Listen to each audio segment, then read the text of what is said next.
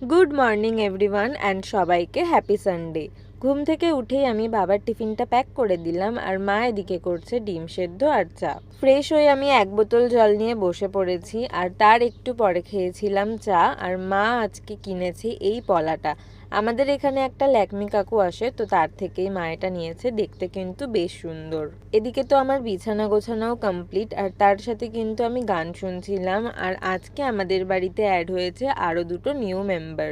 ছোট কাকা আজকে হাটে গেছিল, তো সেখান থেকে এনেছিল দুটো মুরগি, ব্রাউন মুরগিটা আর ব্ল্যাক অ্যান্ড হোয়াইট মুরগি, আর এনেছিল দুরকম ফুল। আমার বাবাও এদিকে বাজার নিয়ে চলে এসেছে। আর আজকে আমার অনেক কাজ আছে, তো চলো কেচে আসি।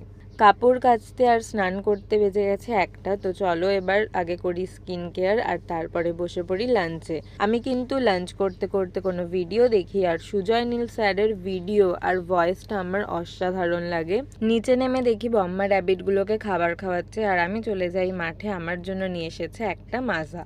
তো চলো এবার বাড়ি যাই।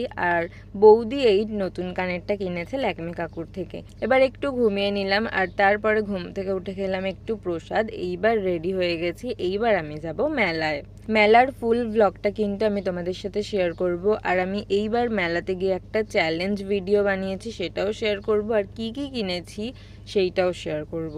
মেলাতে বেশ কিছু সময় থাকার পরে চলে এলাম বাড়ি। আর আমাদের পাড়ায় হচ্ছে শীতলা পুজো। বাড়ি গিয়ে করে নিলাম আগে স্নান, তারপরে কার্টুন দেখতে দেখতে প্রসাদ খাচ্ছিলাম। আর এই দেখো সব বালিশের কভারগুলো ভরে দিয়েছি। আর কি কি কিনেছি পরের ভিডিওতে দেখাবো।